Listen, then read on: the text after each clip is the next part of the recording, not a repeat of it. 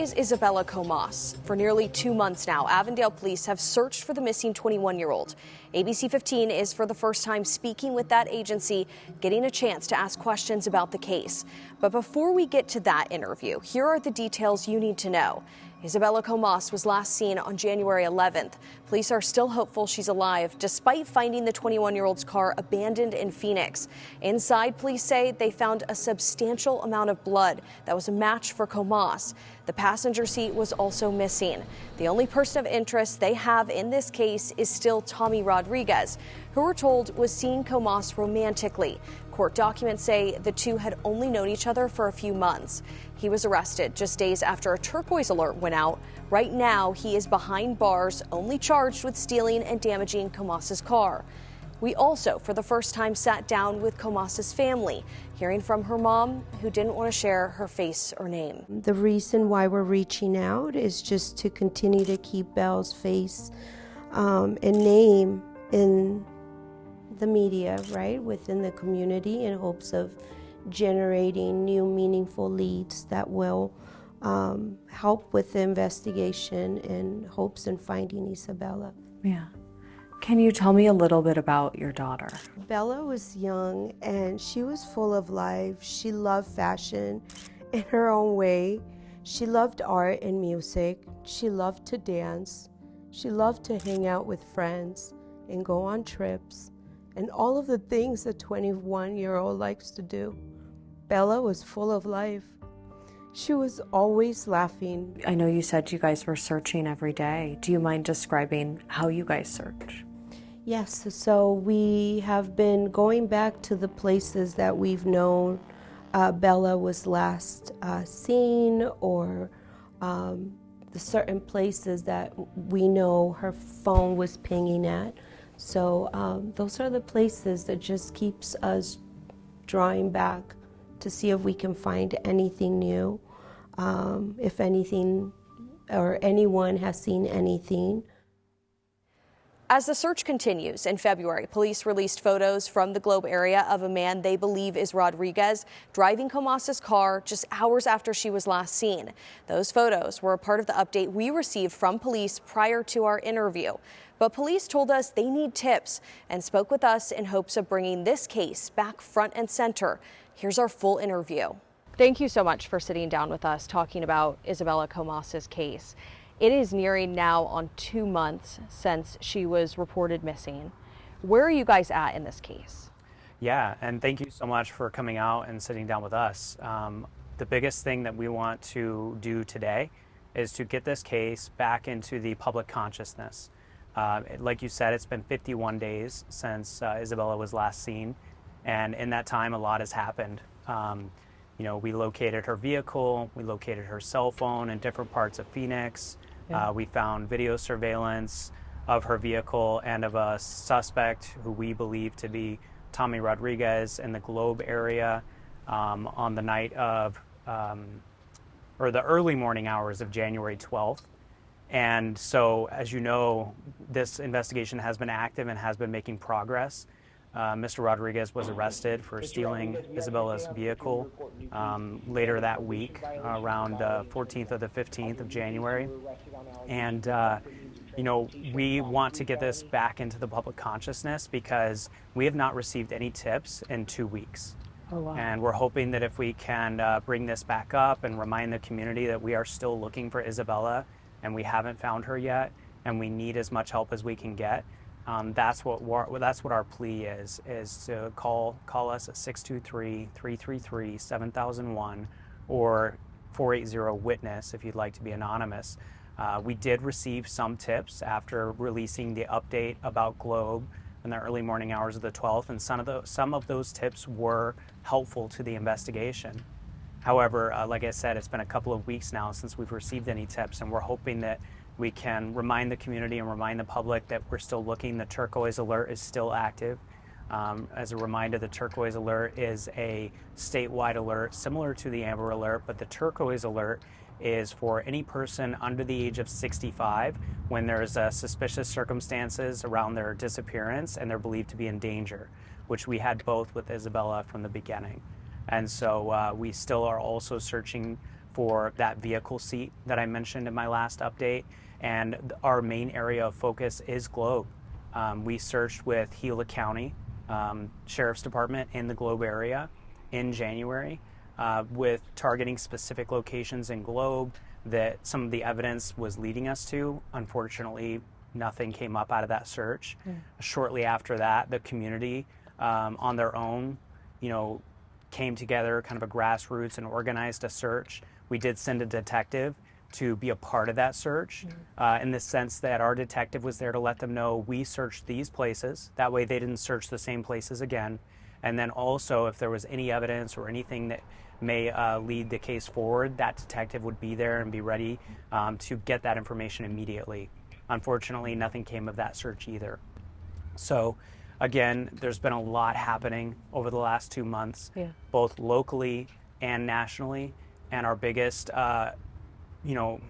interest right now is to get this case back up into the public's consciousness and make that plea again and ask for more help with tips. Check your video surveillance again if you still have it from that morning of January 12th. We're not searching anywhere else in the valley. Our focus remains on Globe for Isabella. But hey, if you're in the Phoenix area, we do know that some of the evidence was recovered in the Phoenix area. So please also check your video surveillance and keep your eyes open. Yeah. At this point in the investigation, is Tommy Rodriguez considered a person of interest still or a suspect at this time? Well, I would say he's a person of interest in her disappearance, and he's a suspect in the sense that he was charged with theft of means of transportation for stealing her vehicle. He does at this time remain our only person of interest in the disappearance of Isabella Comas. Do you think that other people could be involved though? There's no information right now leading us to believe that anyone else is involved. Over 50 days into this, do you think that Isabella Comas is still alive? Our hope remains that she is. From the very beginning of this investigation and until we conclude it, we will always be searching for her alive and well, and that's what our focus remains and that's what our desire is. However, we are very worried about her. As I said at the beginning, we knew from the start that there was suspicious circumstances and that she was in danger, which is why we issued the turquoise alert. And then we found additional evidence, as you saw in my last update, with blood being in the vehicle, a large amount of blood being in the vehicle. We're very worried about her condition, but we always maintain hope that she's alive. You mentioned the car. Obviously, we read from court documents a few things you guys found in the car in addition to the blood. Can you describe, though, the car? I mean, the passenger seat missing, and you said you found blood inside. I mean, what was the condition of that car? Yeah, I can't speak really beyond that, so I'll just reiterate that the vehicle was found abandoned in the area of 67th Avenue and Indian School. Passenger seat was missing from the vehicle. It has yet to be recovered. There was blood, a substantial amount of blood found in the vehicle, and so there's absolutely cause for concern about Isabella's well-being. That blood did test positive to be Isabella's blood, so we're very worried about her, and we're still working to find her. I know in those court records, too, it mentioned pings from Isabella's cell phone. When you looked at those pings, there were pieces of evidence, including what seemed to be pink hair found in El Mirage. Has that been tested? Has that been come back as Isabella's? I don't know. I don't know that information right now. In terms of those cell phone pings and Isabella's cell phone, were you guys able to take a look at that and get any evidence from her phone? So I can't speak to the specific evidence captured from her cell phone pings, but I guess what's important when it comes to that is the totality of the evidence, which may have included some of that, gave us some actionable locations in Globe to try and search for her, which unfortunately did not lead to us finding her. So, Tommy Rodriguez, how quickly did he become a person of interest in this case? I know you guys believe that he's the last person that was with Isabella Comas. Yeah, I don't have, an exact time or day, but I mean, it was within days. Isabella went missing, or she was last seen January 11th, and, he was arrested that same week within, 7 days for theft of means of transportation and criminal damage. and he was a person of interest at that time of his arrest and the disappearance of Isabella. I know that he has an extensive criminal history, and some of that included stalking and possibly harassing, ex-relationships, ex-girlfriends. Do you believe that Isabella Comas is being stalked? I don't know. I don't have any information on that. Okay. In terms of the Globe area, I know that you guys have put out those really important photos that you believe is Tommy Rodriguez in the Globe area driving Isabella Comas's car. Do you know of any connection that he has to Globe? I mean, why would he be there? No, I don't know of any connection that he would have. And I would also reiterate that we do believe that that is Mr. Rodriguez in that video surveillance, but it hasn't been confirmed yet. Okay. Are you guys in touch with Tommy Rodriguez or his attorneys? Are you trying to get more from him at this point?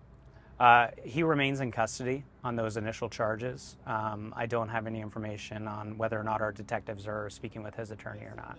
In terms of now where you're at in the case, you need tips. Have you gotten video from any of those other areas where her cell phone did ping?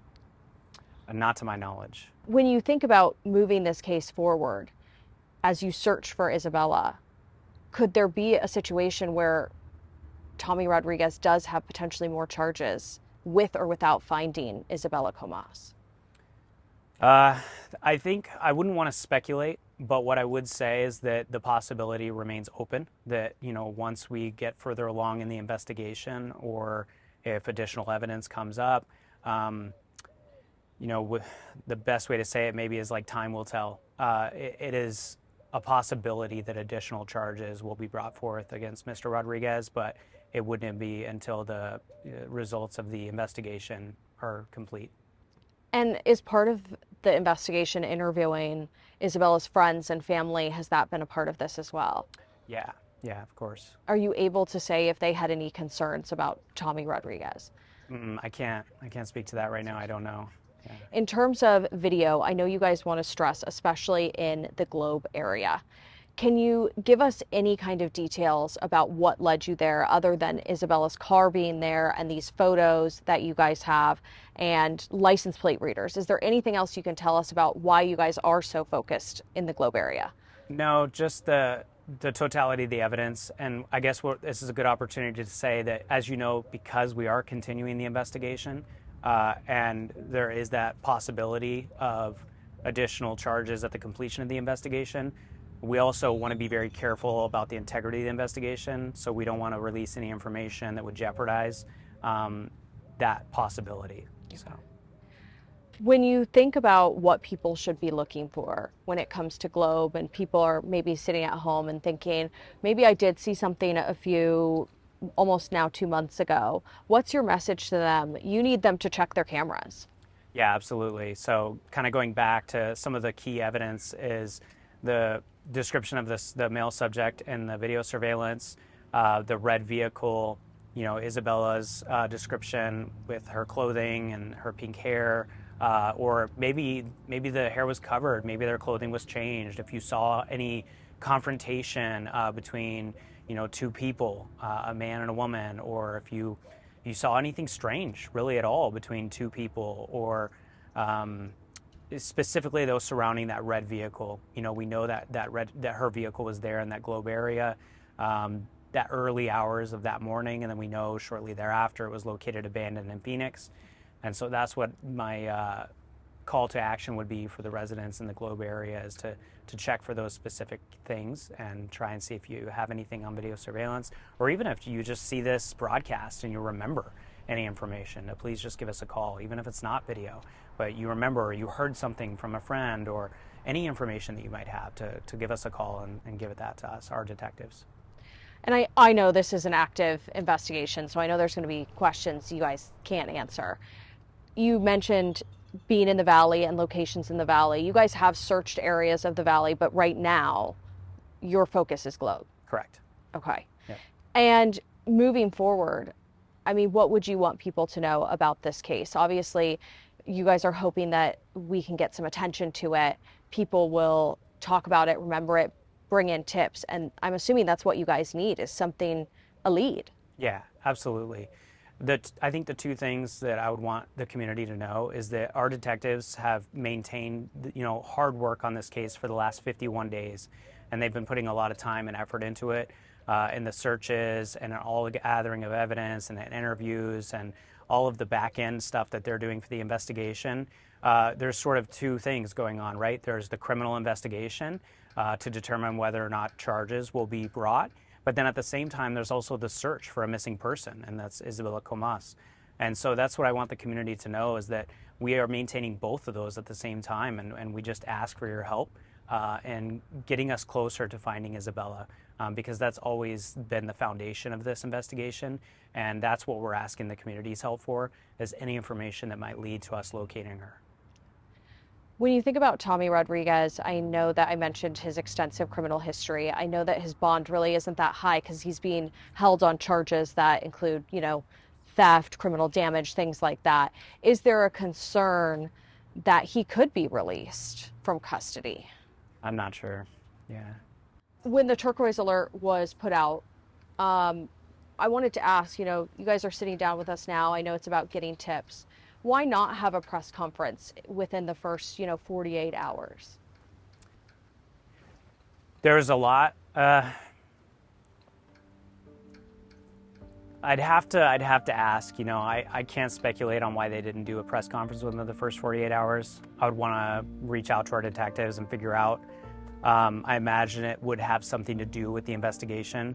Kind of going back to what we said earlier about how quickly the timeline unfolded of her being last seen on the 11th, the report of her being missing the next day, the vehicle being found the following day, the cell phone being found the following day, a suspect being arrested the following day.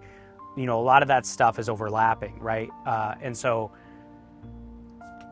as I said before, with Mr. Rodriguez being our only person of interest in the investigation, and with our detectives knowing who he was and where he was at, I think there's a potential that maybe there was, I don't know how those dynamics played out when it comes to making the decision of doing a press conference, either before or after he was arrested. I can't say. Yeah. Well, there's just so many dynamics there. Yeah, we appreciate you sitting down with us. Thank you for watching Arizona Crime Uncovered. We're working to bring awareness to crimes where victims are still awaiting justice and also provide an in-depth look at cases still unfolding. Each episode breaks down a timeline of the case, where it stands now, and if any help is needed from the community. You can watch on ABC15.com, the ABC15 mobile app, Roku, YouTube, or any of your other streaming platforms.